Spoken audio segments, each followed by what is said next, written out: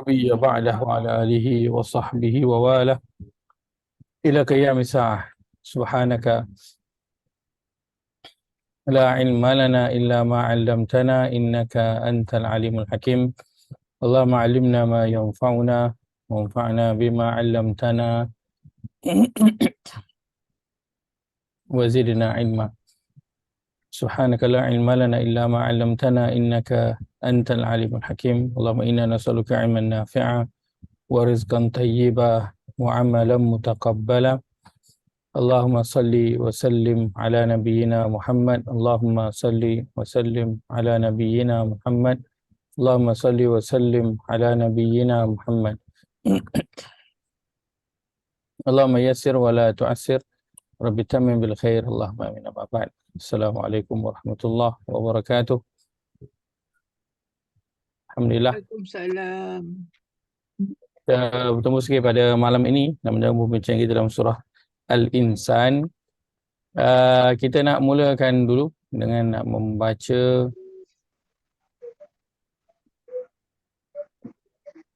ayat yang ke-5 dan ayat yang ayat ke-5 hingga ayat ke-7 insya-Allah.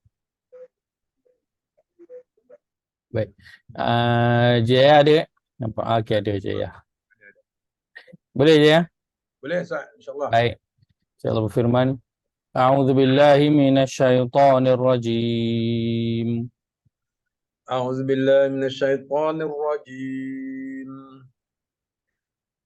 Innal abrara yashrabuna min ka'sin kana mizajuha kafura.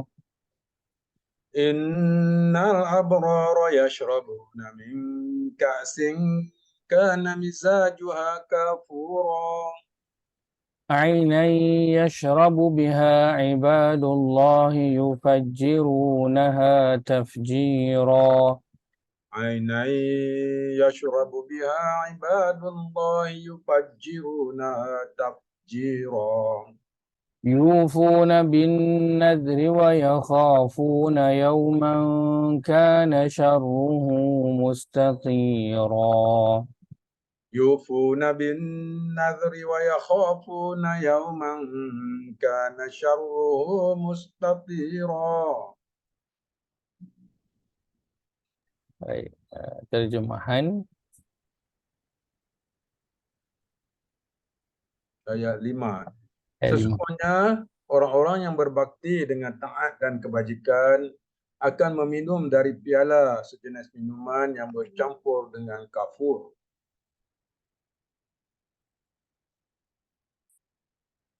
Ayat 6 Ustaz. Iaitu sebuah mata air di syurga yang diminum daripadanya oleh hamba-hamba Allah yang taat. Mereka boleh mengalirkannya di tempat-tempat tinggal mereka dengan aliran yang semudah-mudahnya dan menurut kemahuannya. Mereka dikurniakan kesenangan itu kerana mereka menyempurnakan nazarnya, apatah lagi yang diwajibkan Tuhan kepadanya, serta mereka takutkan hari akhirat yang azab siksanya merebak di sana sini. Baik. Kita telah melihat sebelum ini pada ayat keempat Allah sebelum itu pada ayat yang ketiga Allah bercerita tentang dua kumpulan manusia, syakiran dan juga kafuran. Kemudian pada ayat keempat Allah bercerita tentang kumpulan yang kedua iaitu kafuran. Itu golongan yang engkar. Yang mana keengkaran mereka bentuknya bagaimana? Sikit ke banyak? Banyak. Banyak. Macam mana tahu banyak? Kerana Allah gunakan kafur itu kalau dalam kita lihat dalam bentuk bahasa Arab, Allah gunakan dalam bentuk fa'ul.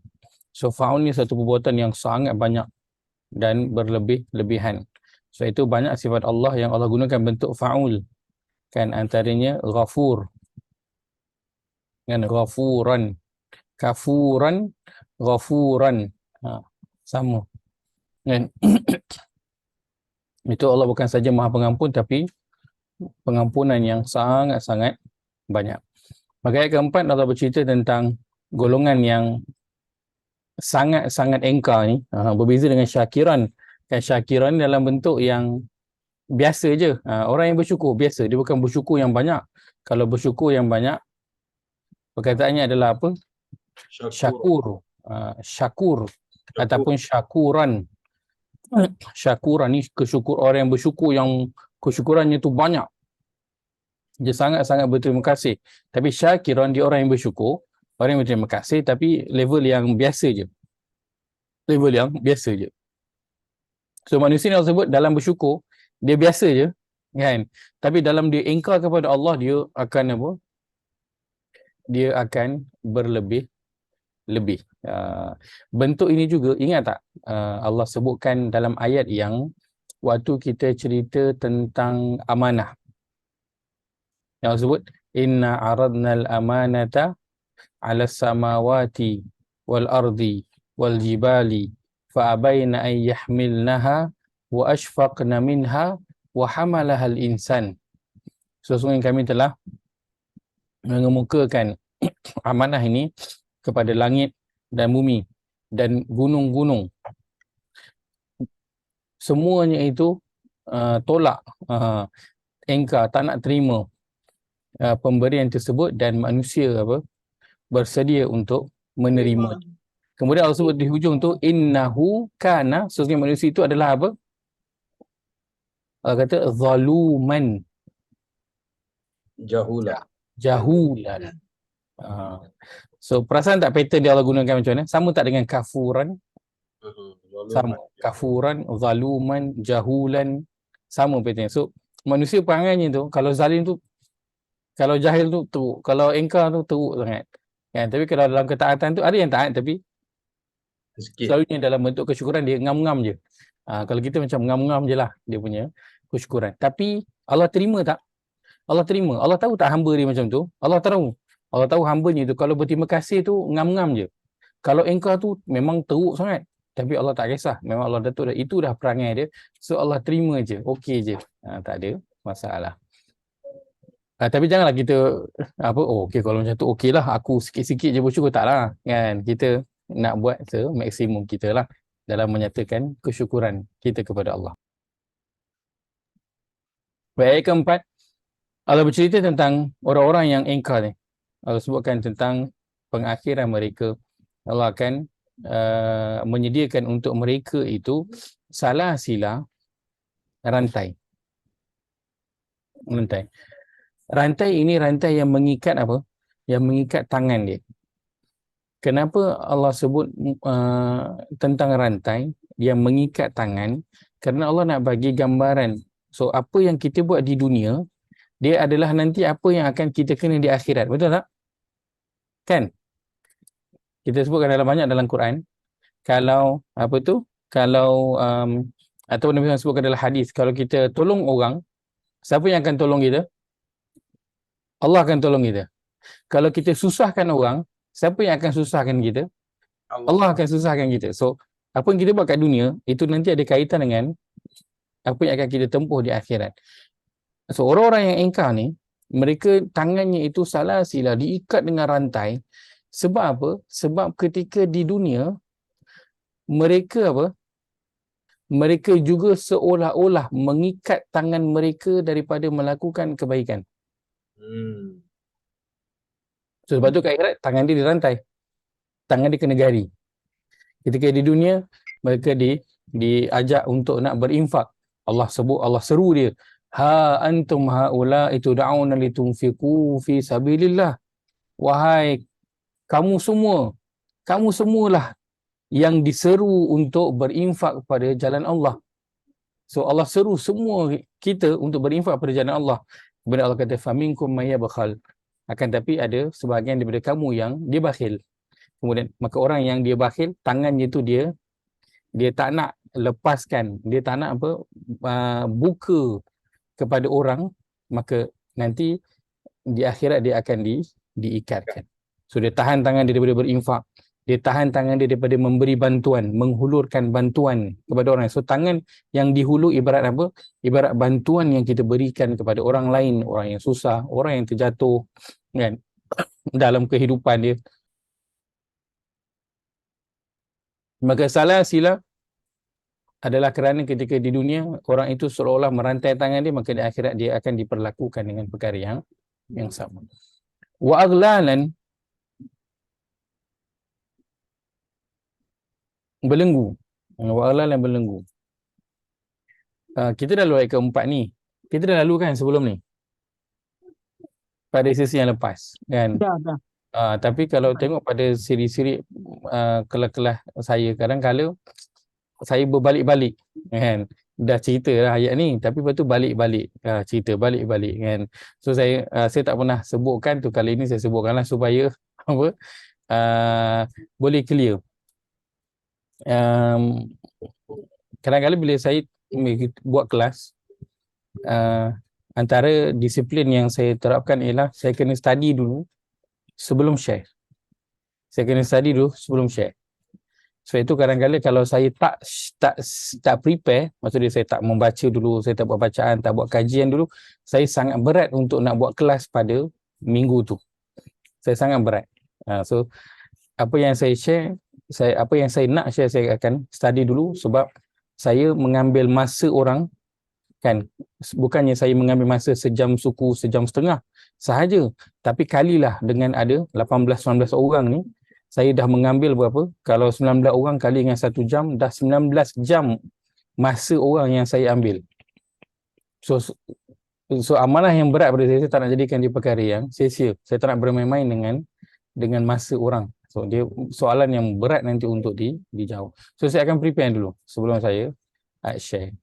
Dan kadang-kadang kan, saya tak sempat kadang-kadang nak ada buka beberapa rujukan. Saya ada beberapa rujukan, saya akan bermula dengan rujukan Arab, kemudian dengan rujukan dalam sikit dalam bahasa Inggeris, dan kemudian sedikit dalam bahasa Melayu. Mainnya adalah dalam bahasa Arab. Selalunya dalam 4 hingga 7 rujukan yang saya akan buka. Tapi kadang-kadang atas kekangan masa saya tak sempat nak buka semua. Saya mungkin sempat buka 2, kadang 3 yang saya sempat buka, kan. So bila next punya sesi saya akan baca lagi, dan kadang-kadang buku tu, kitab tu tak sempat buka last time. So kali tu bila saya buka saya baca pada yang sebelumnya, kan. So bila dapat input yang baru, so itu yang kadang-kadang saya dah share ayat tu pada minggu lepas, so saya akan balik pada ayat itu juga pada sesi yang seterusnya itu. Saya kongsikan juga apa dapatan yang baru yang saya dapat tentang ayat tersebut. So sebab itu kadang-kadang saya berbalik-balik pada ayat yang sebelum ni. Faham, Ustaz? Baik, tu saya clearkanlah, takut ada salah faham ke, kan. Sebab saya bukan tak nak bergerak ke depan, nak bergerak ke depan. Cuma kadang-kadang apa yang saya dapatan tu saya nak kongsikan, sebab kadang dia lebih buatkan saya lebih ingat. Kadang bila kita dah baca, kalau kita tak share, dia kurang ingat. Tapi bila kita dah share, dia lebih ingat. Dan kadang-kadang begitu kita share walaupun dengan seorang, nanti bila kemudian kita nak rujuk kembali, dia lebih mudah. Yang kedua, kalau kita terlupa, ada orang yang boleh ingatkan kita. So itu apa ilmu yang kita dapat, kita share dengan orang, supaya mungkin kalau kita terbuat apa yang kita dah share itu, orang boleh ingatkan kita. Baik, aghlalan, belenggu. Belenggu ni yang diikat di leher ni, membuatkan dia apa? Kita sebutkan pada sesi yang lepas, dia terdongak ke atas, membuatkan satu situasi yang tak selesa lah, yang tak selesa. Kita pun kalau kadang-kadang kita kalau macam suit up, kan, pakai ada satu event rasmi, kan, kadang kena pakai coat tu, pakai kemeja butang sampai atas, pakai bow tie ke, pakai tie ke, kan, ataupun kadang pakai baju Melayu butang sampai atas. Kadang ketat sikit kat sini, kalau tak biasa tu dia tak selesa. Jadi tak selesa. So itu kita kain yang biasa, dan kita bolehlah nak longgar-longgarkan, ejah-ejah. Tapi ini bayangkan kalau besi duduk kat situ, kan, memang lagi tak selesa, dan nak ejah-ejah memang tak ada lah. nak adjust. Kalau dia ketat tu dia akan berbiratlah dekat kita punya leher tu. So dia satu situasi yang sangat tak selesa, dan Allah sebutkan aghlalan. Kenapa? Kerana bila orang yang terbelenggu, dia akan apa? Dia boleh pandang depan ataupun terdongak ke atas sahaja. Dia tak boleh nak pandang ke mana, nak pandang betul-betul apa yang berada di depan dia. Kiranya kalau dia pakai belenggu tu, kat depan dia tu ada lubang, dia tak boleh nampak. Dia akan jatuh lah. Ada batu, dia akan tersepak lah. Batu tu. Kan? Kalau dia ada apa, tai lembu, dia akan terpijar lah. Tai lembu tu, sebab dia tak boleh nak nampak. Kenapa begitu? Kerana ketika di dunia, mereka ini orang yang Allah bagi gambaran, mereka seolah-olah mengabaikan kebaikan, peluang kebaikan yang berada di depan mereka. Yang pertama. Yang kedua, mereka adalah orang yang tidak mengendahkan peringatan-peringatan Allah yang sampai kepada mereka. Kerana ayat-ayat Allah kita dah sebutkan, dia datang dalam bentuk Quran, dan ayat-ayat Allah dia datang dalam apa? Kejadian-kejadian, situasi-situasi yang terjadi dalam kehidupan kita dan apa yang berada di sekeliling kita. Maka orang yang dia aghlalan ni, dia macam tak nampak apa yang jadi. Dia macam nampak ada orang sakit ke, ada orang aksiden ke, ada orang susah ke, orang datang dengan dia nak minta infak contohnya. Ada peluang-peluang kebaikan yang boleh dia buat, tapi dia tak indahkan. Ada peringatan yang sampai pada dia, tapi dia tak indahkan.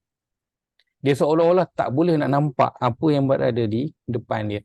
Maka dia dipakaikanlah aghlalan hingga mata dia terdongak ke atas. Dah tak boleh dah lagi nak pandang ke betul-betul apa yang berada di depan dia.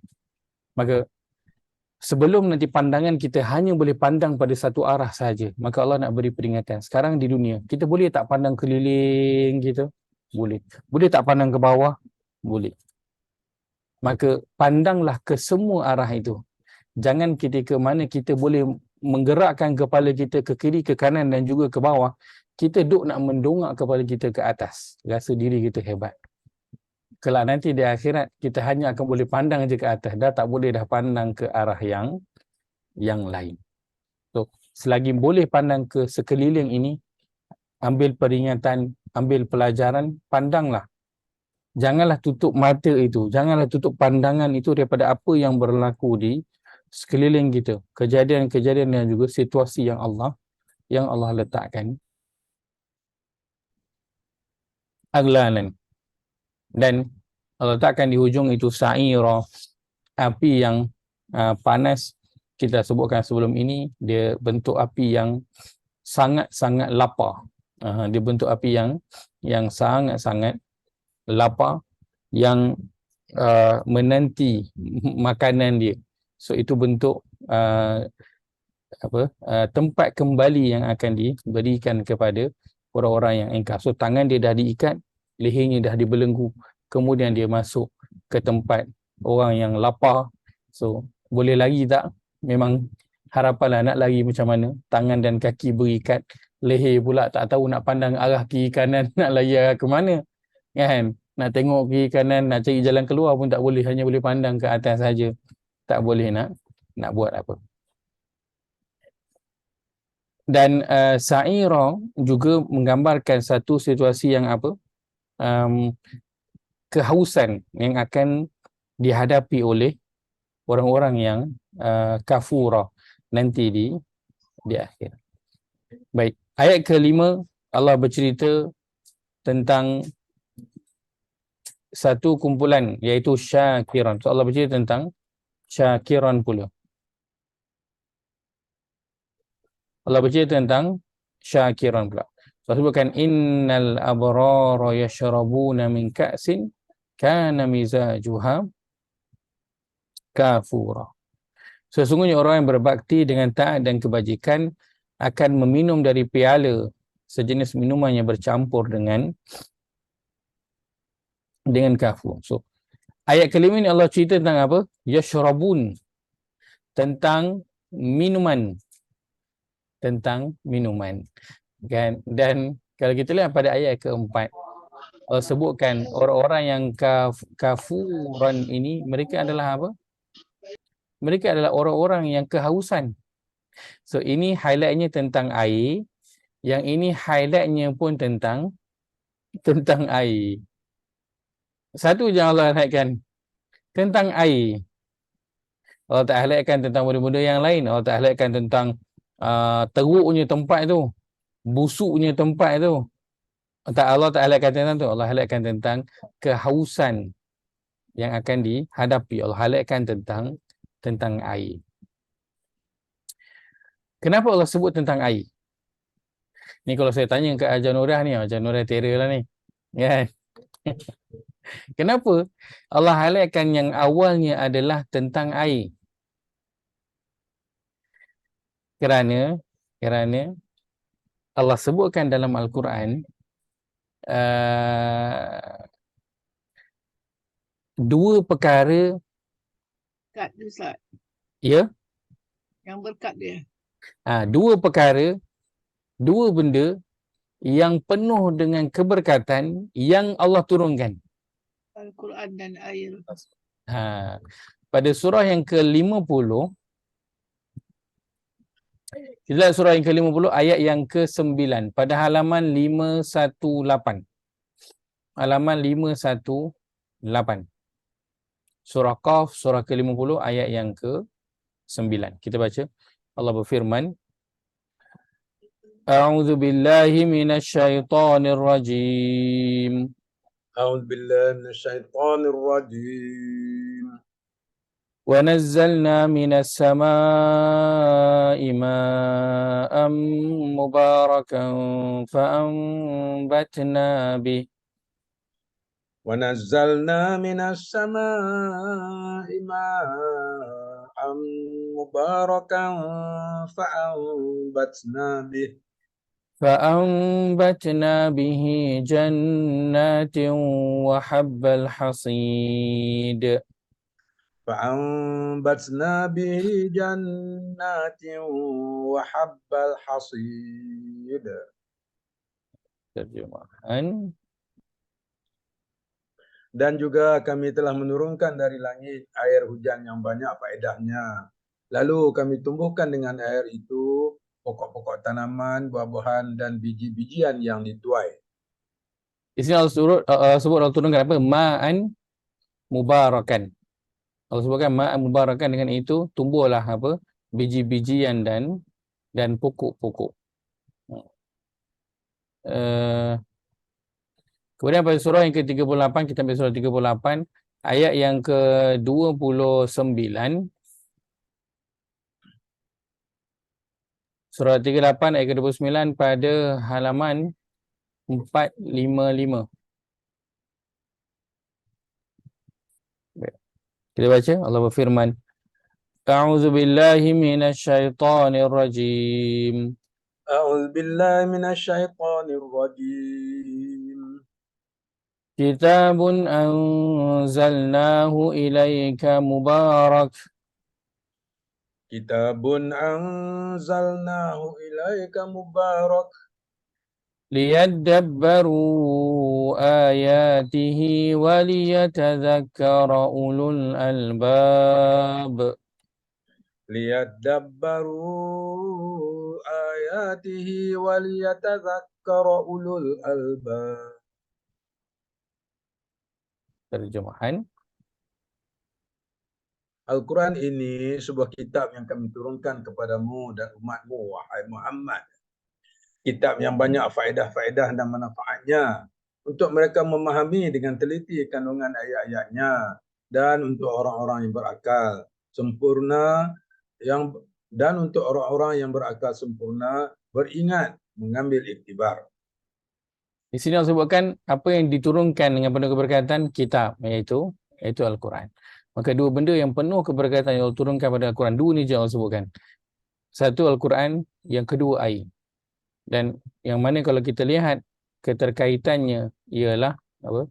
Air tadi Allah sebutkan tujuannya untuk menghidupkan kembali bumi, menghidupkan tumbuh-tumbuhan yang nanti mengeluarkan hasil, dan Al-Quran fungsinya sama.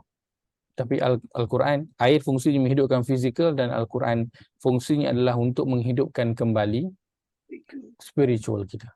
Sebab nanti kita ada apa? Kita ada nanti kat dunia kita ada apa? Kita ada roh. Dan kita ada roh kita dulu yang berada di sisi Allah Azza wa Jalla, yang selepas itu Allah masukkan dalam badan. So untuk badan Allah bagi air, dan memang kita perlukan air. Badan kita banyaknya air, dan kita perlukan air untuk hidup lebih daripada kita perlukan makanan. Maka roh juga perlu hidup. Maka Allah turunkanlah Al-Quran dia untuk roh kita. Dia akan hidup dengan Al-Quran. Maka orang-orang yang engkar ini, kenapa mereka haus ketika di akhirat? Kerana ketika di dunia, kan, ingat Allah sebutkan perihal haji. Allah kata apa? Watazawwadu, dan sediakanlah bekal, kan? Kita siapkanlah bekal. So kenapa orang tu dia haus? Sebab dia tak siapkan bekal air. So haus lah. Tak ada air yang untuk diminum. So itu Allah ingatkan kita untuk sediakan bekal. Watazawwadu, siapkanlah bekal, dan sebaik-baik bekal itu adalah takwa. Maka ayat keempat bercerita tentang golongan yang engkar. Mereka itu berada dalam situasi yang sangat haus. Sebab apa? Sebab mereka di dunia, mereka tak sediakan bekalan air untuk dibawa ke akhirat. Dan bekalan air yang perlu disediakan untuk bawa ke akhirat adalah bekalan apa? Bekalan yang berbentuk Al-Quran. Kerana Al-Quran dia adalah nanti yang akan menghilangkan kehausan seseorang nanti di mahsyar. Beza dengan Allah sebutkan selepas itu Al-Abrar. Allah sebutkan mereka dapat minum. Kenapa mention tentang minum? Sebab dia dah sediakan minuman ketika di dunia dulu. Dan mereka minum untuk spiritual dia lebih banyak daripada minum untuk fizikal. Akhirnya dia bawa balik kepada Allah dengan spiritual yang penuh dengan bekalan air. So akhirnya dia boleh minumlah pada hari yang apa? Semua orang kehausan yang matahari itu umpama sejengkal. Lepas itu perihal air penting. Itu yang Allah ingatkan dalam Al-Quran. Sediakan bekal. Bekalan apa yang paling besar nak sediakan? Bekalan air. Dari bentuk apa? Dari bentuk ketakwaan yang kita dapati daripada apa? Daripada Al-Quran. Pagi tadi masa ceramah, datang disebut, tak apa Ustaz ulang kaji dan pengukuhan buat kami bila Ustaz ulang. Alhamdulillah. Pagi tadi masa ceramah kesihatan dan pemakanan, Dr. Kamaru kata setiap 25 kilo body weight perlukan 1 liter air. So, air. Allah mention tentang pada ayat keempat, pada ayat kelima tentang orang yang engkar dan tentang orang yang bersyukur. Highlightnya adalah tentang air. Yashrabuna min ka'sin. Maksud mereka itu yashrabuna kalau perkataan yashrabuna, kalau kita lihat kita ambil yashrabuna, apakah tanda yang ada? Dia sudah ya di awal perkataan, wa unum beri atas akhir perkataan. Ingat lagi tak? Maka dia adalah fi'il. Fi'il mudhari' Ustaz. Fi'il mudhari'. Fi'il mudhari' menunjukkan satu perbuatan yang dilakukan secara berterusan. Maka al-abrar, mereka dapat sekali saja ke minuman? Tak. Dia dapat minum banyak kali. Habis minum, nak lagi, minum lagi. Kan relax, haus lagi, minum lagi. So mereka akan dapat minum secara berterusan. Itu yang akan mereka dapati. Kenapa? Nanti kita akan lihat apa yang Allah sebutkan pada ayat yang ke-6. Baik. So ayat 4 ke 5, highlightnya tentang apa? Tentang kehausan nanti pada hari kiamat, dan itu perlu diselesaikan sekarang. Itu kena siapkan bekal air nak minum nanti di mahsyar.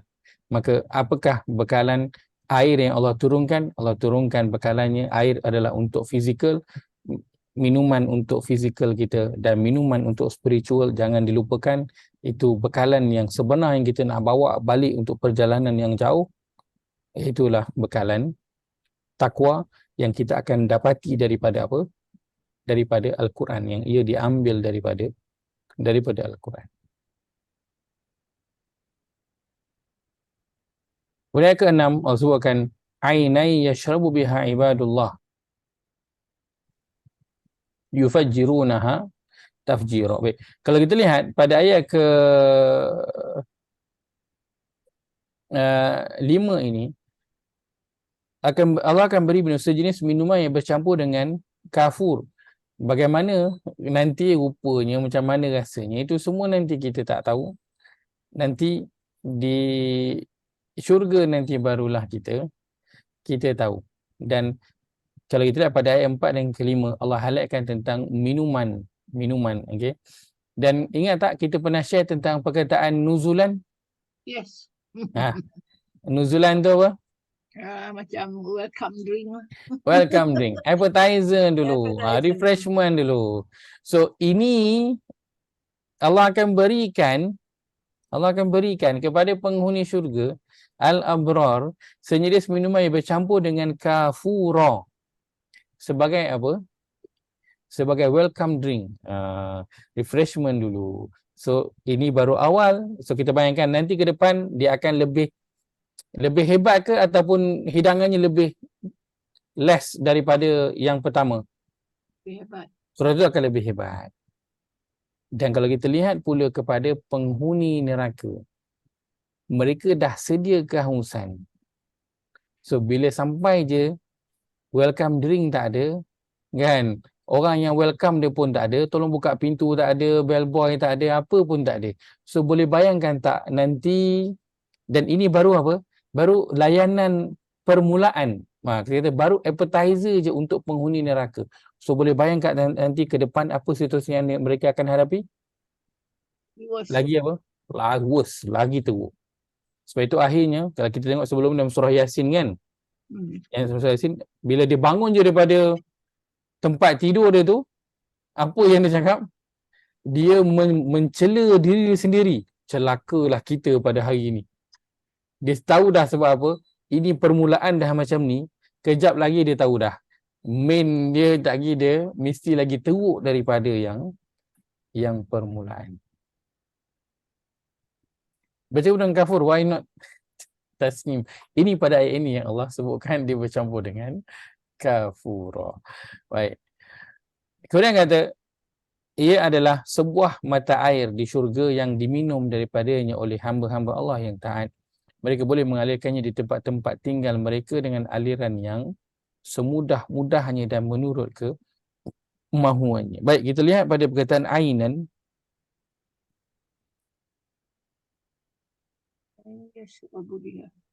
Ainan. Baik. Dan di belakang itu tafjiran. Tanda yang ada pada perkataan ainan Tanwin. diakhiri dengan tanwin. Tafjiran sama juga, dia diakhiri dengan tanwin. Maka perkataan ini dia adalah apa? Isim. Isim apa? Nakirah. Isim nakirah. Isim nakirah. So sama dengan tafjiran, ia juga adalah isim nakirah. Maka isim nakirah ni beritahu kita maklumatnya apa? Maklumatnya ialah dia bukan satu, dan dia kan sesuatu yang umum, maksudnya dia sesuatu yang banyak. Varieties. Pelbagai pilihan yang ada, dan ini salah satu daripada pelbagai pilihan nanti yang ada yang disediakan kepada al-abrar. Soal letakkan dalam bentuk isim nakirah. Bukannya saja-saja, kerana boleh je sebut dalam isim ma'rifah, Allah boleh sebut al-ain, kan? Sebab dia tengah bercerita tentang mata air yang khusus lah, iaitu kafura, boleh je sebut al-ainu, kan? Mata air itu, ataupun al-aina, boleh je orang sebut, kan? Tapi Allah tak gunakan dalam bentuk isim ma'rifah yang bermula dengan alif lam. Allah gunakan dalam bentuk isim nakirah yang berakhir dengan tanwin. Kenapa? Kerana Allah beritahu pilihannya tu banyak, dan ini hanya salah satu daripada banyak nanti pilihan yang akan mereka perolehi. Baik. Begitu juga nanti dengan tafjiran, kita akan lihat pada bahagian itu nanti. Baik. Kita lihat di sini Allah gunakan ainai yashrabu biha ibadullah. Iaitu sebuah mata air juga yang diminum daripadanya oleh hamba-hamba Allah. Apa yang kita perasan?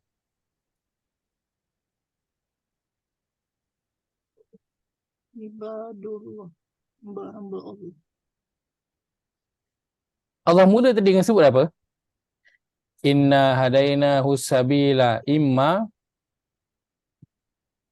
Syakiran. syakiran Wa imma kafura. wa imma kafura. Kemudian ayat kelima Allah sebut inna Bro. Abro. al-abrar. Sekarang Allah sebut tentang apa? Ainai yashrabu biha Ibadullah. ibadullah.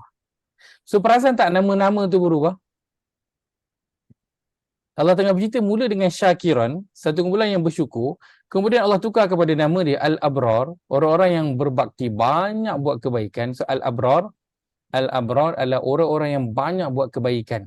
Kebaikan ia adalah birrun.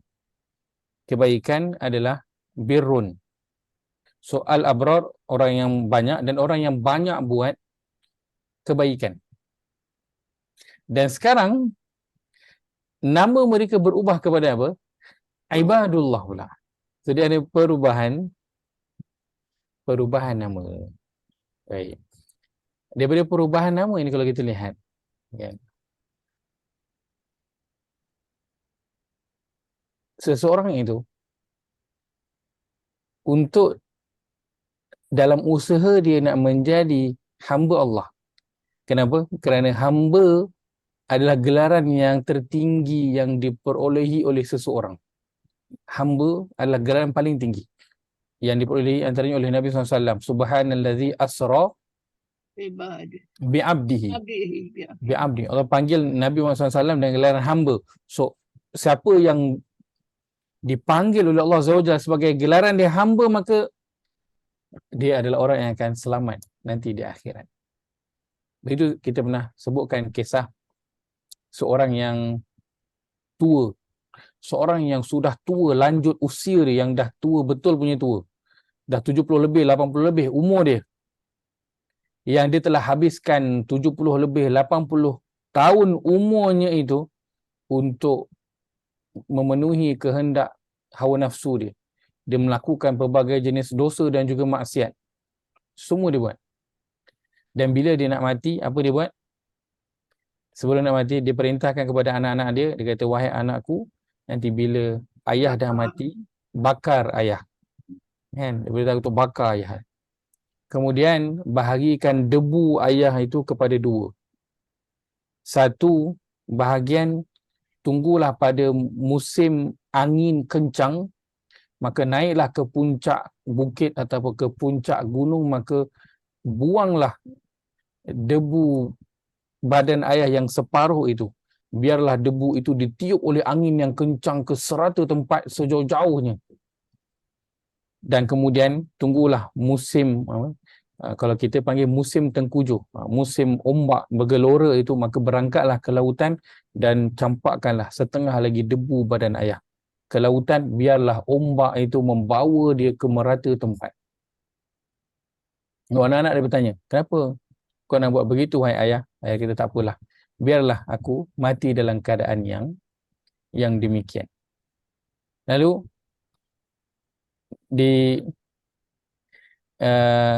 hidupkanlah kembali. Allah perintahkan semua debu-debu itu berkumpul dari serata tempat yang ditiup oleh angin dan ditebarkan oleh air, dikumpulkan, lalu dihidupkanlah hamba tersebut. Kemudian Allah berkata kepada dia, abdi, wahai hambaku. Allah bermula dengan sebut apa? Abdi, wahai hambaku. Apa yang kau cuba lakukan? Maka dia kata, ya Allah, aku dah penuh dalam kehidupan aku melakukan dosa dan juga maksiat. Maka aku tak tahu nanti bagaimana, dengan kaki yang bagaimana aku nak berdiri di hadapan engkau, ya Allah. Aku tak tahu. Aku dah penuh hidup aku dengan dosa dan maksiat. Aku tak tahu macam mana nanti aku nak berdiri di depan engkau dengan kaki yang bagaimana, dengan muka yang macam mana aku nak menghadap engkau, ya Allah. Lepas tu dia buat macam tu. Lalu Allah kata, wahai hamba ku, Allah panggil dia. wahai hamba-Ku, masuklah ke dalam syurga kerana sungguhnya semua dosa engkau aku telah ampunkan. So Allah panggil dengan gelaran apa? Abdi, hamba-Ku. Siapa yang nanti Allah panggil dia dengan nama abdi, hamba-Ku, maka dia akan selamat. So mendapat gelaran hamba kepada Allah, itu adalah gelaran yang tertinggi. So kita nak capai ke tahap apa? Nak capai menjadi tahap hamba Allah, ibadullah ataupun ibadu ar-Rahman. Caranya bagaimana? Seolah-olah Allah nak bagi tahu kat sini. Macam mana nak jadi ibadullah? Macam mana nak jadi hamba Allah? Caranya kena jadi apa? Reverse balik. Kena jadi al-abrar. Kena jadi al-abrar. Kena jadi orang yang banyak buat kebaikan. Apa kebaikan yang kita nak buat? So, carilah dalam Al-Quran, Allah bercerita tentang al-bir, tentang kebaikan. Antaranya, Allah sebutkan pada surah Al-Baqarah,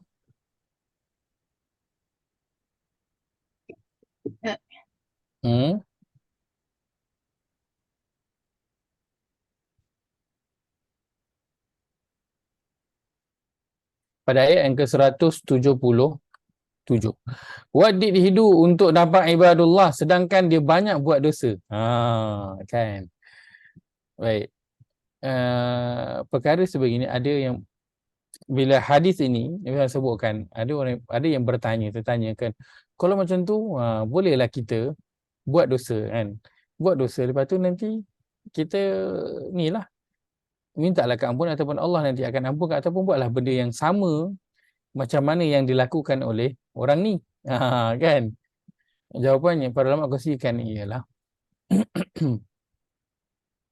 Allah Azza wa Jalla nanti daripada kalangan para hamba dia akan dapat layanan yang begini, kita sebut sebagai privilege yang macam ni. Dan itu tertakluk kepada Allah Azza wa Jalla nak beri kepada siapa. Kalau orang tu dapat, alhamdulillah.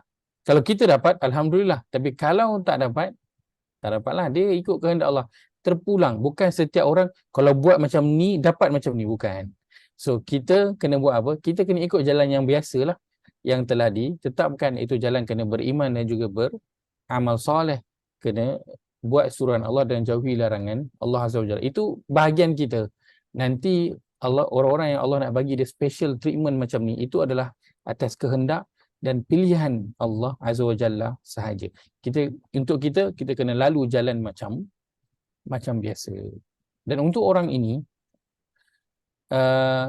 kenapa dia dapat pengampunan yang begitu besar daripada Allah Azza wa Jalla? Para ulama menyatakan kerana dia itu belajar, dia ada dalam dirinya perasaan benar-benar takut kepada Allah Azza wa Jalla. Dia benar-benar takut kepada Allah Azza wa Jalla. Kan Allah sebutkan, antaranya yang kita selalu baca dalam surah Al-Mulk, innal ladzina yakhshawna rabbahum bil ghaibi lahum maghfiratun wa ajrun kabir. Sesungguhnya orang-orang yang mereka takut kepada Allah dalam keadaan yang ghaib, dalam keadaan dia tak nampak Allah, dalam keadaan dia tak nampak azab Allah, dalam keadaan orang tak nampak dia, maka bagi dia adalah keampunan dan ganjaran yang besar, iaitu apa? Iaitu syurga. Maka orang yang dia takut benar-benar kepada Allah Azza wa Jalla dalam diri dia, maka itu yang berlaku kepada orang tersebut hingga dia mendapat keampunan daripada Allah Azza wa Jalla dan juga ajrun kabir. Baik, saya bacakan terjemahannya saja. Dalam ayat ke-177 surah Al-Baqarah yang disebutkan laisal birra. So ini perkataannya al-bir. Al-bir. Sebabkan bukanlah perkara kebajikan itu hanya kamu menghadapkan muka ke pihak timur dan juga barat. So Allah nak bagi tahu di sini al-abrar mereka bukanlah orang yang hanya duduk di surau ataupun masjid, yang hanya duduk di atas tikar sejadah, yang dia solat, lepas tu zikir, lepas tu baca Quran, lepas tu solat, zikir, baca Quran, puasa. Bukan. Tapi mereka adalah orang yang apa? Orang yang beriman kepada Allah, hari akhirat, malaikat, kitab, para nabi. Baik, itu selesai untuk bahagian dia. Dan Allah sebutkan dan mendermanya seseorang akan hartanya sedang ia menyayanginya, kepada kaum kerabat, anak yatim, orang miskin, orang yang terlantar dalam perjalanan, dan kepada orang yang meminta, dan memerdekakan hamba abdi. Kemudian dia mengerjakan solat, keluarkan zakat, dan perbuatan orang-orang yang menyempurnakan janjinya apabila mereka membuat perjanjian, dan ketabahan orang-orang yang sabar dalam masa kesempitan dan dalam masa kesakitan, dan juga dalam masa bertempur dalam perjuangan perang sabil.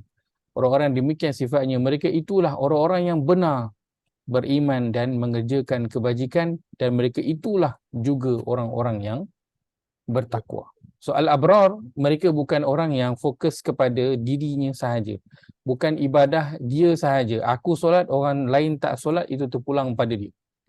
Aku tutup aurat, orang lain tak tutup aurat, itu terpulang pada dia. Aku ngaji, aku belajar, aku baik, itu semua orang lain tu terpulanglah pada diri dia. Bukan. Al-abrar, dia adalah orang-orang yang keluar daripada mihrab dia. Dia keluar daripada tempat dia. Surau masjid, dia keluar, dia bangun daripada sejadah dia. Dia pergi keluar, menyebarkan kebaikan, membantu orang lain. Dia bekerja, dia menggunakan hasil pendapatan dia itu untuk berinfak, membantu orang lain. Dia menghulurkan tangan kepada orang lain. Dia bukan salasila wa aglalan. So dia adalah orang yang berada di tengah masyarakat. Bukan orang yang mengasingkan diri dia untuk nak beribadah. Baguslah mengasingkan diri untuk beribadah, bagus. Tetapi siapa yang nak capai tahap al-abrar, dia adalah orang yang berada di tengah masyarakat. Sebab itu akhirnya dia akan, Allah sebutkan apa? Wasabirina fil ba'sa wadh-dharra wa hinal ba's. Ini yang akan mereka hadapi. Mereka adalah orang-orang yang bersabar di waktu apa? Di waktu kesempitan, waktu kesakitan, dan wahinal ba's, ketika dalam berperang. So dia berada di tengah-tengah masyarakat, bukan duduk seorang-seorang. Jika begini yang dibuat, barulah Allah sebutkan ulaikal ladzina sadaqu. Mereka inilah orang-orang yang benar dakwaan iman dia. Benar dakwaan iman dia. Bukan hanya dia kata saya orang Islam, saya orang beriman. Belum lagi. Bila dah buat ini semua, Allah kata mereka itulah orang yang benar dakwaan iman, kerana setiap orang dia boleh mendakwa. Dia boleh claim apa yang dia nak claim. Tapi adakah betul ataupun tidak, itu nanti kena semak, dan ia akan disemak oleh Allah Azza wa Jalla. Dan Allah sebutkan mereka lah orang-orang yang apa? Al-muttaqun. Orang-orang yang telah menyediakan bekal tadi. Ya, bekal tadi. Bekal apa? Bekal spiritual dia. Bekal spiritual dia. Dan bekalan itu, ia bukan disediakan dengan hanya dia seorang je syok buat ibadah seorang. Ia disediakan dengan dia bercampur dengan masyarakat. Dia bercampur dengan orang. Dia berkawan, dia berkomuniti, dia bercampur dengan jiran-jiran dia. Orang yang begitu dalam menyediakan bekalan dia menuju kepada Allah Azza wa Jalla. Ini, dan kita boleh lihat nanti beberapa lagi ayat yang Allah bercerita tentang al-abrar. Baik.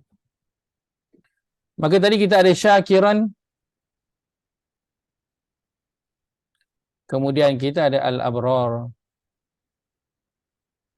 dan kemudian kita ada ibadullah.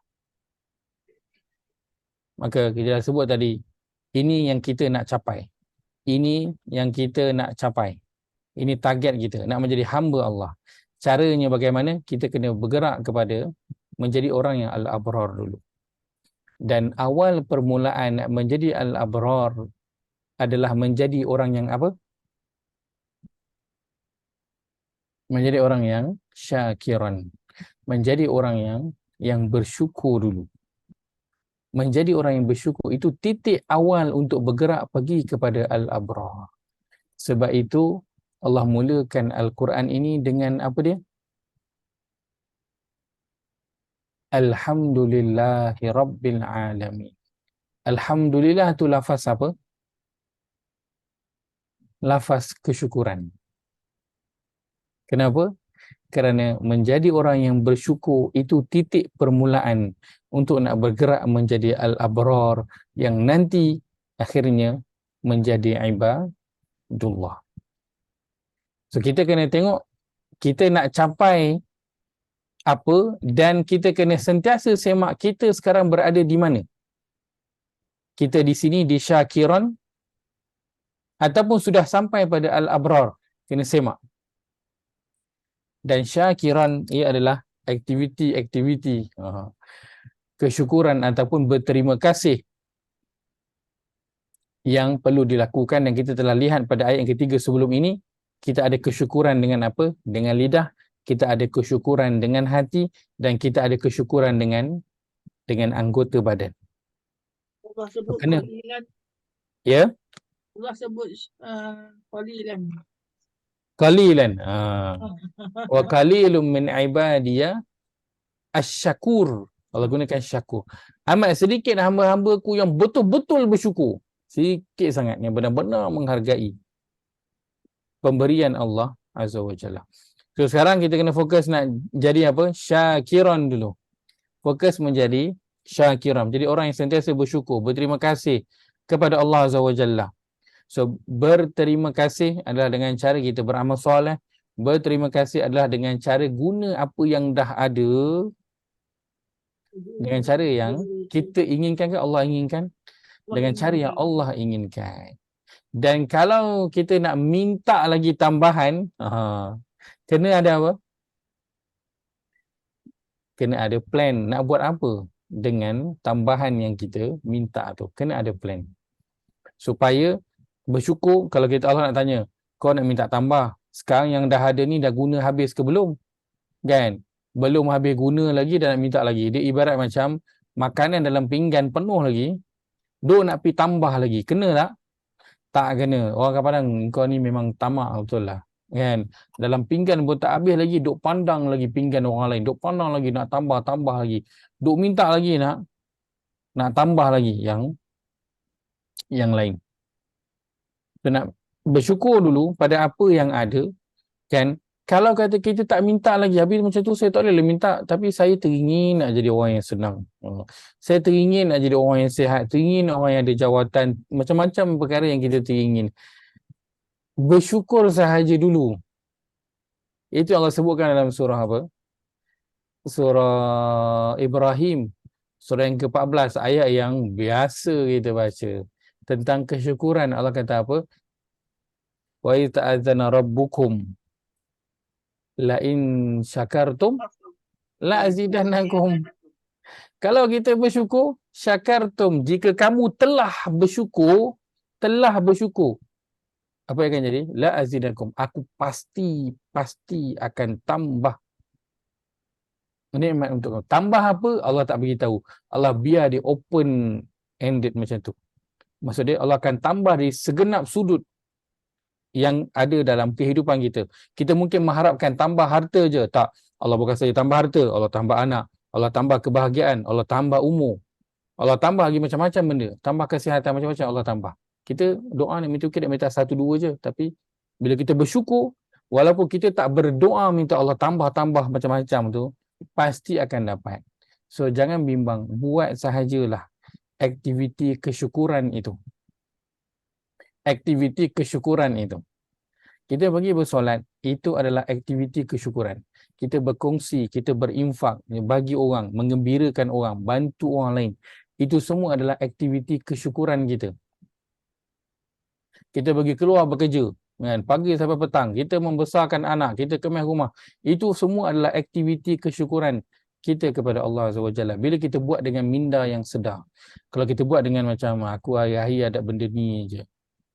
Kenapa isteri je yang kena buat? Kenapa bukan suami yang kena buat? Itu buat dalam keadaan yang kita tidak sedar. Bila kita buat dalam keadaan yang sedar, ini semua adalah aktiviti kesyukuran, maka Allah akan tambah yang lain walaupun kita tak minta. Di mana kedudukan muqarrabun? Muqarrabun itu bila berada pada tahap ibadullah. Baik. So Allah tukarkan daripada syakiran kepada al-abrar kepada ibadullah. So indirectly Allah nak bagi tahu kita, nak sampai tahap ibadullah, pergilah kepada al-abrar, dan nanti selepasnya kita akan lihat apa antara perkara yang al-abrar lakukan. Tapi sebelum itu kena dulu syukur. Itu yang kita pelajari dalam ayat surah dan larangan. Beberapa kali kita lalukan dalam surah Al-Baqarah, ingatan Allah kepada Bani Israel agar apa? Agar bersyukur. Bani Israel duk minta. Allah kata bersyukur dulu, ingat dulu nikmat yang dia bagi. Sebut dulu nikmat yang dia bagi, jangan duk sibuk nak minta macam. Bila kita dah bersyukur, insya-Allah selepas itu automatically kita akan pergi kepada al-abrar. Kerana salah satu bentuk kesyukuran kita ialah apa?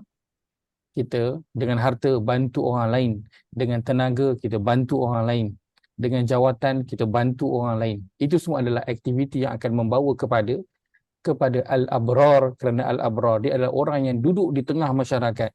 Dia bukan orang yang duduk seorang-seorang nak melepaskan diri dia sahaja. Maka itu bagus kalau orang-orang yang bila dah berumur dia duduk di pondok-pondok. Kan? Kalau duduk kat pondok-pondok kan, sangat bagus. Tapi jangan lupa bahawa dia perlu juga berkongsi dengan pasangan dia, dengan anak-anak dia, dengan ahli keluarga dia, apa yang dia pelajari di pondok tu. Jangan dia hanya fokus kepada diri dia saja. Aku dah berumur, dah tua, so aku nak buat persiapan untuk mati, aku duduk kat pondok. So anak dia tak kisahkan, dia tak ambil tahu. Walaupun pandai lah, dia dah kahwin, dah besar panjang, dah ada anak dah pun, pandai-pandai lah dia fikir sendiri. Dia dah tahu dah tu, tak payahlah nak cakap. Tak. Nah, jadi al-abrar dia kena sentiasa duduk di tengah masyarakat. Dia bukan mengasingkan diri. Mengasingkan diri untuk kita fokus nak beribadah dan fokus nak belajar, tambah ilmu, boleh, tak ada masalah. Tapi jangan nanti duduk di situ sahaja. Pastikan kita juga keluar. Kalau bukan fizikal kita keluar, pastikan dengan media sosial yang kita ada terus beri peringatan, kerana al-abrar dia adalah orang yang duduk di tengah-tengah masyarakat. Aina yashrabu biha ibadullah yufajjirunaha tafjira. Baik. Di sini kalau kita lihat, Allah gunakan perkataannya yashrabu. Yashrabu apa kata tanda yang ada? Tandanya ya di perkataan huruf akhir baris depan. Maka ia adalah fi'il mudhari'. Baik. Dhamirnya apa? Dhamirnya ialah huwa. Huwa untuk satu, dua, ramai? Huwa untuk satu, untuk seorang je. Untuk seorang sahaja. Tadi bila Allah sebut tentang al-abrar, innal abrara yashrabuna. Allah gunakan dia ramai. Dhamirnya hum, tapi di sini dhamirnya huwa. Kenapa berlaku perubahan dhamir? Antaranya ialah seolah Allah nak beritahu pada kita, nanti kita akan masuk syurga ramai-ramai. Tapi Allah nak bagi tahu, layanannya special macam kita apa? Seorang-seorang. Kita kalau pergi majlis ramai, kita rasa macam kita dengan meja sebelah sama je semua hidangan dia. Walaupun yalah ada pelayan tuang kan, semua rasalah special tu. Tapi dia berbeza dengan kalau ada orang kat depan tu, meja dia tulis tu VIP. Dia ada makanan hidang kat dom dah kat situ dah. Makanan dia semua, pelayan dia pun lain. Orang lain pelayan baju putihnya. Kan? Dia itu pelayan dia siap pakai coat lagi special. So nak bagi tahu masuk syurga tu nanti ramai, tetapi nanti setiap daripada kita akan dilayan individually. Nanti kat bawah tu Allah akan perincikan hingga nanti apa? Air yang kita nak minum nanti dia akan dihidangkan mengikut selera kita masing-masing. Nak tunjukkan special. Kita akan ditreat kita masing-masing. Akan dihidang sebab ada orang yang air dia nak suam. Ada orang yang suka panas. Ada orang yang suka manis sikit, ada orang yang suka kurang manis. Ada orang yang suka masam-masam, ada orang yang suka jenis air yang berbeza. So setiap orang akan dilayan ikut masing-masing punya kehendak tanpa perlu diminta. So Allah mulakan dengan Allah tunjukkan apa? Yashrabu. Dia akan minum, Allah gunakan dalam bentuk dhamir huwa, seorang. Dia kan layanannya itu special. Dia bukan macam kita minum ramai-ramai tu.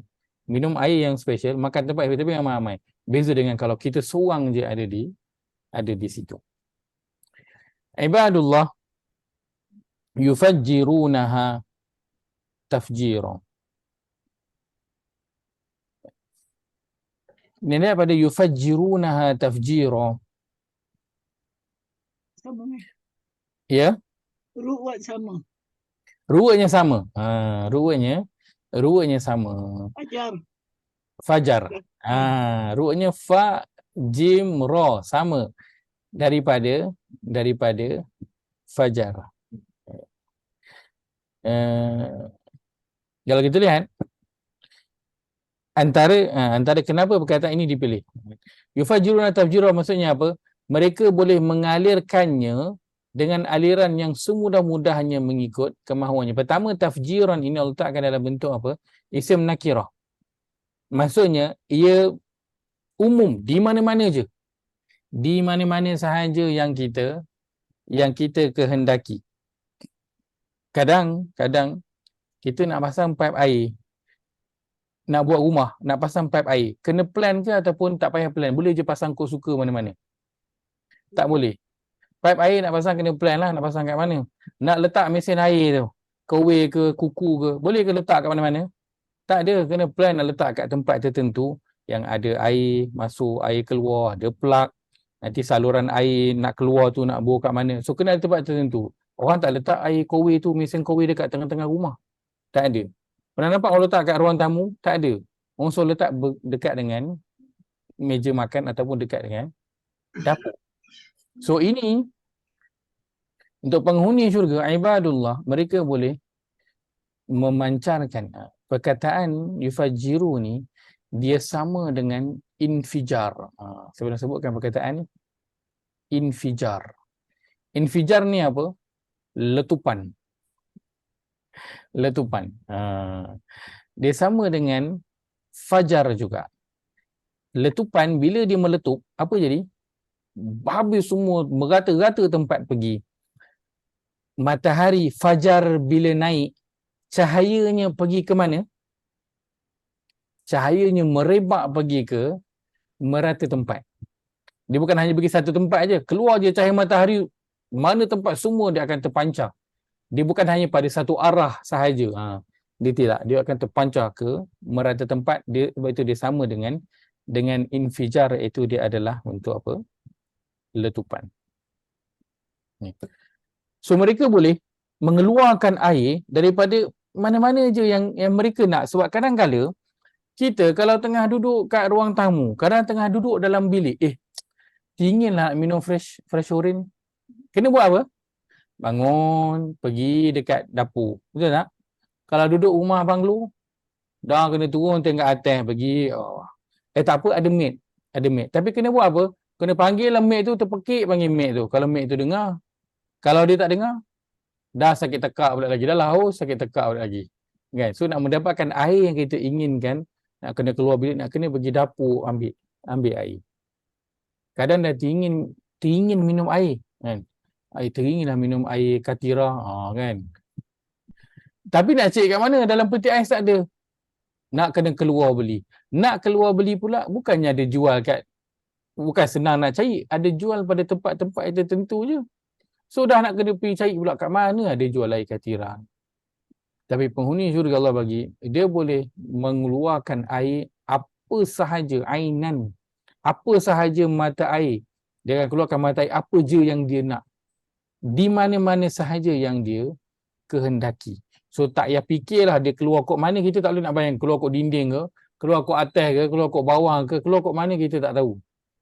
Kita tak tahu. Yang kita tahu, akan terpancarlah mata air mengikut apa yang kita inginkan. Di mana sahaja kita berada.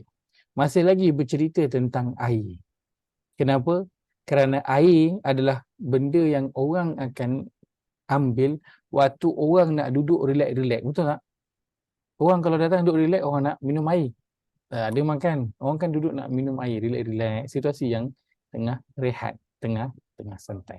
Minum air. Lepas tu kalau Arab lepas makan, dia akan ada apa? Dia habis kemas semua, dia akan hidanglah dia punya teh Arab dia tu. Ataupun kopi yang cawan kecil tu, sambil tu dia akan duduklah dekat majlis Arab tu, duduk tengkung macam tu kan, sembang-sembang dengan kawan-kawan dia sambil minum. Baik. Sebutkan yufajjirunaha tafjira, mereka boleh memancarkan mata air itu mengikut kemahuan mereka di mana sahaja. Kenapa? Ini gambaran awal yang Allah nak berikan kepada mereka. Kenapa? Kerana ketika di dunia apa yang mereka buat?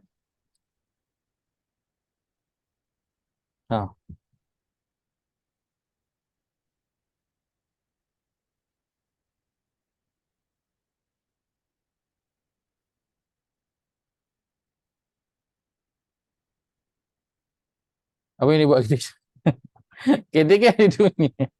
Apa yang dia buat ketika di dunia? Baik. Kerana ketika di dunia, al-abrar ataupun ibadullah, hamba Allah ini, mereka banyak menahan keinginan diri dia. Betul tak? Betul tak? Kita banyak tak tahan diri kita untuk makan ataupun minum sesuatu? Ada.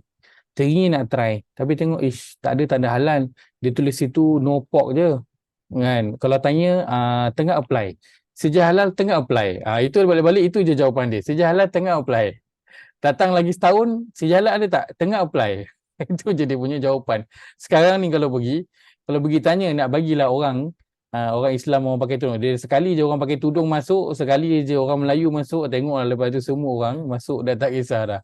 Dalilnya adalah apa? Tengok ada orang pakai tudung masuk. Kan? Dengar macam kelakar, tapi ini realiti yang berlaku. Saya baru je menghadapi situasi ini baru-baru ni. Kan? Orang tu dia betul-betul mempertahankan, dia masuk satu kedai itu sebab dia tengok ada orang pakai tudung masuk. Dia tengok pekerja dia adalah orang pakai tudung, sebab tu dia masuk. Sedangkan dia tu dulu belajar di Timur Tengah. Kira background lah, kan?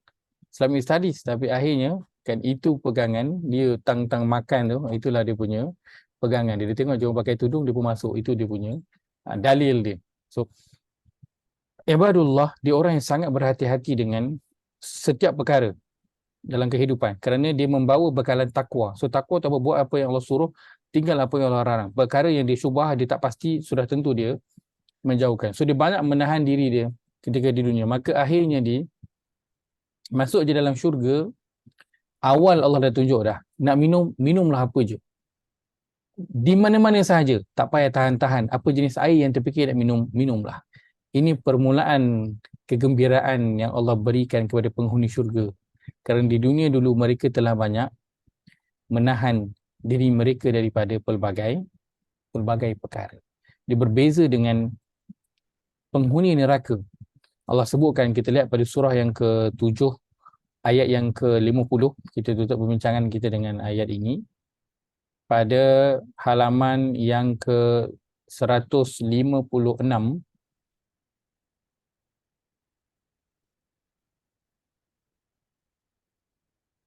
Ayat 150 surah Al-A'raf. Hilang pula.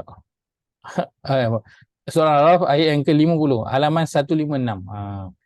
Halaman 156 ayat yang ke-50. Allah berfirman, A'udzubillahi minasyaitonirrajim.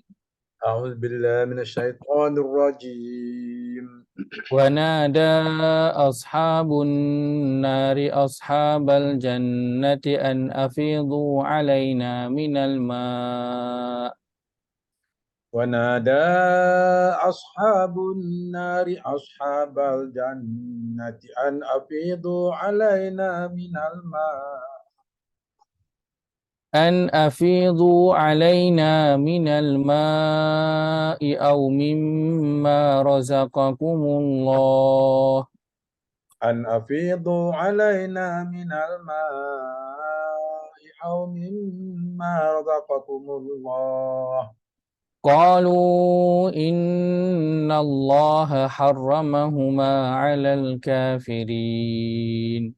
قالوا إن الله حرم Qalu innallaha harramahuma 'alal kafirin. Dan Tuhan menerangkan pula kehinaan ahli neraka dengan firman-Nya. Ahli neraka menyeru ahli syurga dengan berkata, limpahkanlah kepada kami sedikit dari air atau dari rezeki makanan yang telah dikenakan Allah kepada kamu. Mereka ahli syurga menjawab, sesungguhnya Allah telah haramkan kedua-duanya atas orang-orang kafir. Baik. Apa yang diminta? Tak banyak. Dia tak bukan minta lepaskan azab, minta ke apa. Tak, dia minta bagi air. Air je yang dia minta. Simple je. Air. Kemudian Allah kata, benda tu diharamkan kepada al-kafirin, orang-orang yang engkar. Siapakah mereka itu? Allah kata, orang-orang yang kafir itu adalah orang-orang yang menjadikan perkara-perkara agama mereka sebagai hiburan yang melalaikan dan permainan. Dan orang-orang yang telah terpedaya dengan kehidupan dunia, segala kemewahannya dan kelezatannya. So mereka itu di dunia, orang yang menumpukan kehidupannya kepada kehidupan dunia.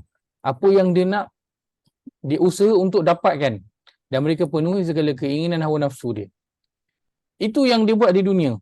So dia nakkan segala harta, segala kemewahan, segala kemasyhuran, semua dia nak. Tapi akhirnya bila di akhirat, apa je yang dia nak? Hanya air je yang diminta. So boleh bayangkan tak? Apa sebenarnya yang kita perlukan nanti? Sebab itu Nabi SAW sebutkan, Lau kana li bani Adam wadiyan minaz zahab. Kalaulah bagi setiap anak Adam itu diberi satu lembah dengan diberi dua lembah. Diberi dua lembah daripada emas. Labtagha salisan. Pasti mereka akan mencari, berusaha untuk mencari hingga mereka mendapatkan lembah emas yang ketiga. Dan tidaklah akan memenuhi perut anak Adam itu illa turab, kecuali tanah. Kalau dapat dua lembah emas, Nabi kata pasti mereka akan pergi berusaha, bekerja pagi petang siang malam, buat macam-macam nak dapatkan lembah emas yang ketiga. Dua tu dah cukup dah.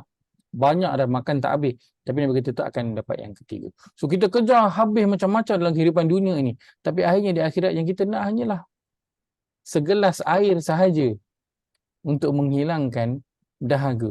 So betapa ruginya orang yang menghabiskan kehidupannya untuk mencari kehidupan dunia ini, yang akhirnya nanti yang diperlukan hanya segelas air sahaja yang dia nak minta daripada penghuni syurga. Maka jangan menghabiskan umur kita yang Allah bagi banyak ni, tenaga kita, usia kita, masa kita untuk sesuatu yang nanti akan menjadi perkara yang kita tinggalkan, yang akan menjadi perkara yang sia-sia. Dan semua itu kalau diberikan kepada penghuni neraka, dia sanggup mengorbankan, sanggup menyerahkan semua apa yang dia ada di dunia ini hanya untuk mendapatkan segelas minuman sahaja di hari akhirat. Maka tak berbaloi apa yang dikejar dalam kehidupan dunia ini. Habis itu takkan nak jadi orang miskin je, bukanlah kan. Bukanlah nak beli beras pun nanti dah tak mampu dah, nak beras naik harga kan. Dulu nak sangat makan beras mahal, sekarang dah memang mahal dah pun beras. Rasalah semua makan beras yang mahal. Tapi nak jadi, kita ini jadi orang biasa ke tak kan? Sudah tentu tadi kita kembali kepada apa? Syakiron tadi. Apa dia? Orang yang disentiasa berterima kasih kepada Allah Azza wa Jalla dengan dia menghargai apa yang Allah berikan, dengan cara dia guna dengan cara yang sepatutnya. Cara sepatutnya itu macam mana? Cara yang Allah kehendaki, bukan cara yang dia kehendaki. Dengan cara yang Allah kehendaki. Dengan begitu Allah akan tambah lagi pada dia. Dia akan menjadi orang yang senang, akan menjadi orang yang kaya.